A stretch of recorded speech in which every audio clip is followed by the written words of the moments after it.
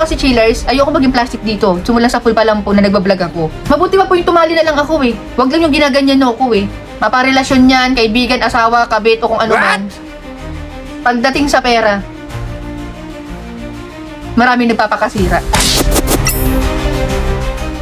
Good evening everyone. Pauwi ko lang po. Galing deliver, galing ocular. So, hindi na bago po sa inyo yan.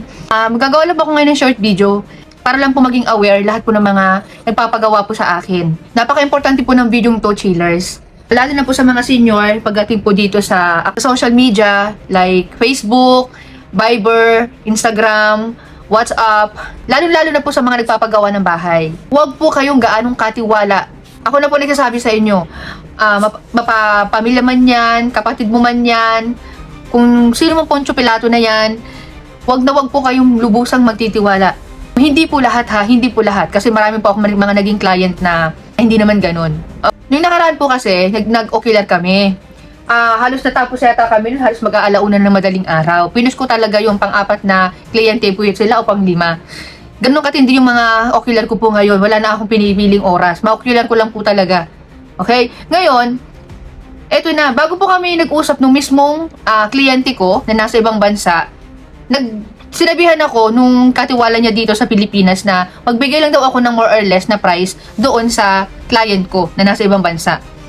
At kami na lang daw mag-uusap pagkatapos. So, pag PM pala sa akin ng ganon, ay pagtawag pala sa akin ng ganon, alam ko na, nararamdaman ko na papatungan niya yung mga items na ibibigay ko. Sana naman, nagkakamali po ako, pero based on my experience, ganun po talaga nangyayari. Nagpapatong po ang mga pinagkakatiwalaan niyo dito sa Pilipinas sa pag-order sa akin. Meron pa ako naging experience niyan. Pamangkin naman siya. Mga 3 years ago na yata nangyari yun. Huwag ko daw sabihin doon sa tito niya na ganun daw yung bigay ko sa kanyang price. Sasabi ko naman, ay labas po ako dyan. Kung ano po yung presyo ko, yun na po yun. Kayo na pa mag-usap ng tito nyo kasi madadami lang ako eh. Pero ramdam ko na yun ang purpose niya. Marami pa po akong mga naging experience na ganyan. Kung hindi po tinitipid yung materialis nyo sa bahay, sa ibang paraan po kayo babalas-ubasin ng mga yan. Again, hindi ko po nilalahat. Nakakaawa yung mga mga napapagawa. Lalo pag mga senior-senior na. Kaya hanggat maaari po, gumawa po kayo ng paraan na mismo ako po ang makontak nyo. Huwag nyo na po idaan sa mga nandito sa Pilipinas. Gawin nyo po ng paraan. Sa mga nanay po, karamihan po sa inyo nahihirapan na paano ako kontakin. Okay, ito po. Iisa-isahin ko po sa inyo. Ayan. Ayan po ang aking logo. Nakasulat po yan dyan kung paano nyo po ako kontakin. Andyan po yung cellphone number ko, Facebook account ko.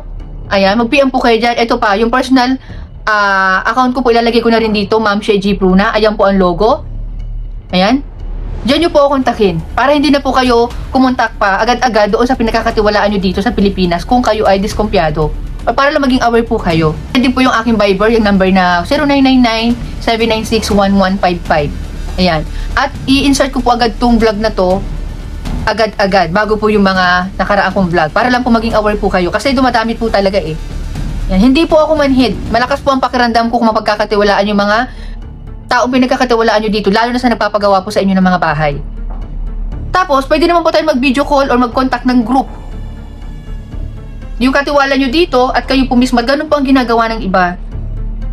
Video call po tayo. Pwede po tayong gumawa ng group chat. Grabe naman, grabe talaga. At ang nakakainis pa doon, nung ibinigay ko na po yung price, sabay cancel. Ganun lang kadali, cancel na lang po kasi kesyo daw sabi ni ganito, ganyan-ganyan. Isipin nyo naman yung sacrifice ko. At madalas ang gumagawa po sa akin yan mga bago lang na kliyente. Bago lang sa channel ko, hindi ako lubusang kilala. Nakala siguro nila na pa nag-cancel sila ng ganun na lang kadali sa akin. Kahit pa nagbabayad ho kayo ng ocular. Kasi alam ko yung mga chillers alam ko yung mga viewers ko, hindi ho sila ganyan. Lalo na yung mga nauna, na bumabalik pa rin sila hanggang ngayon sa akin. Ang dali okay po kasi wag na muna. Puta, ang biniyahe ko na pagkalayo-layo. Pinili ko pang mapuntahan, tapos kakanselan nyo lang ako na walang kahirap-hirap. Lagi ko po sinasabi yan sa vlog kasi dumadami lalo na talaga yung mga bago ngayon. Ang dahil po talagang balasuba sa tao. Dapat gets nyo yan, nakabago ko po kayo puntahan, nagbibigay ako ng price ng more or less. Konsiderasyon naman lang sana. Mayroon pang isa na pinuntahan namin, mag-aalas 12 na rin ng gahating gabi yun. Binigay ko yung price ng more or less bago ako pumunta. Nung piniresyohan ko na ayaw na. Nagtataka ba daw ang mahal? Eh, ang ganda naman kasi nung set na pinapagawa sa amin. Nagbigay ako sa inyo ng more or less na price doon sa simpleng design.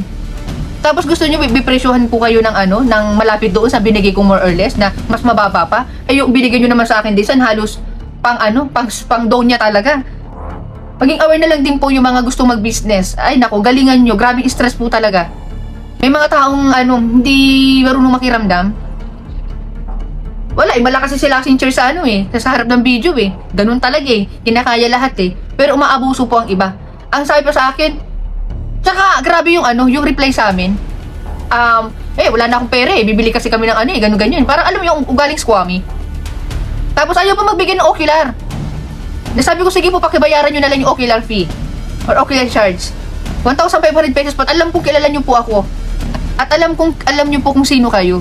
Hindi ko nang pwede i-mention yung pangalan nyo dito Pero alam nyo pong ikaw yun ang tinutukoy ko. Wag kayo magmaang-maangan pa. Yes, ikaw mismo. Kung napinapanood nyo po ako sa TV, ikaw mismo. Alam mo yan. Ba? Yung partner niya mabait Pero yung partner niya ang iba Ako kasi chillers, ayoko maging plastic dito. Sumula sa pool pa lang po na nagbablog ako. Ang tagal ko na sa social media. Hindi man ganun kataas ang subscribers ko, followers ko at mga views ko. Totoo akong tao at hindi ako bumabase sa mga views na yan. Sobrang bait ko nga po sa mga kliyente ko Kung may problema, binabalikan ko. Ang dami yung previous na nakukuha sa akin. Iba po yung reply na talagang ka lang, sincere ka naman na talagang, alam nyo yun, yung, hindi Para lang nag-cancel na, ayoko na ng yan, ng kinapanayan, kasi gato ganyan. Alat, kung ano man. Saka makiramdam naman po sana yung mga mag-i-inquire sa akin. Meron pa yung Puso Rubio, na 3 beses yata ako pumunta doon. Hindi naman pala order, sina lang ng sin sa akin. Nakailang beses kami tanong, marami, malapit dito sa lugar namin. Diyan lang, sa may Kasamilan ba yun?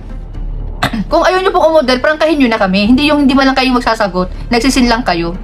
Ang tataas ho ng tingin ko sa inyo. Mga professional ho kayong tao. Huwag naman nyo naman akong ganyanin. Mabuti pa po yung tumali na lang ako Huwag lang yung ginaganyan ako Kasi gumagastos ho ako. Nag-uubos po ako ng oras. Pag quality, ang mahal naman. Pag mura, quality ba yan? May mga kliyente talaga ang hirap. Ang hirap, paliwanagan. Palibasa kasi siguro yung iba dyan, mga hindi nagbi-business, kaya wala silang idea. Saka unprofessional talaga. Dumadami silang dumadami. Hindi ko lang alam kung may insert ko dito yung mga PM sa akin. Kasi napagod na po ako talaga ngayon. Sobrang grabe po ang pagod ko. Dire-diretso yung biyahe ko. Kumbaga wala na ho akong pakialam sa oras. Kahit anong oras yan, binabanatan ko talaga ng ng ocular. Kahit pagod na ho ako. Alam nyo ho kung ganyan ang ugali nyo pagdating pa lang sa ganyan. Lalo pa sa ibang bagay, lalo hindi kayo mag-bless. Hindi kayo mababless, maniwala kayo sa akin.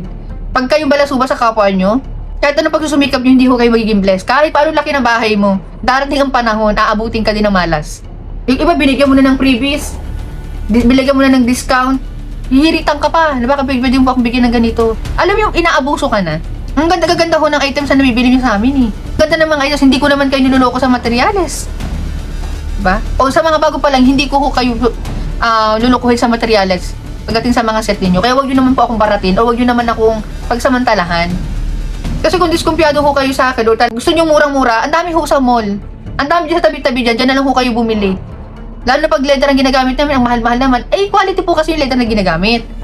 Ngayon kung namamahalan kayo, dun kayo sa iba na 3 months, 6 months pala, biyak-biyak na yung cover. I told you, wow, umiglish pa. Nasabi ko sa iyo, yung Be aware. Loko-loko po ang pera. Ang dami ng taong natutukso sa pera. Kahit pa yung may mga ang tataas ang ego pagdating sa pera, pag nandyan na nakikita nilang kakapal na niyan, ako po, maparelasyon niyan, kaibigan, asawa, kabit o kung ano man, pagdating sa pera, maraming nagpapakasira. Una niyan, unti-unti lang yan. Lalo pa nakikita yung kita nyo, kung gaano kayo kumikita, gaano kalaki kita nyo, mga nasa ibang bansa, maging dito sa Pilipinas, negosyante ka, iba po ang datingan ng mga tao na yan, maging po ako sa mga taong wala na manluloko. Gustong makalamang. Iba po ang datingan talaga niyan. Yung parang tipong hindi tayo naubusan ng pera, magkano lang naman sa kanya yun Kunyari ako, magkano lang kay Chillaxing Wala yan, lang yan, barya lang yan sa kanya. So yun lang naman po. Good night everyone and thank you so much for watching. Bye!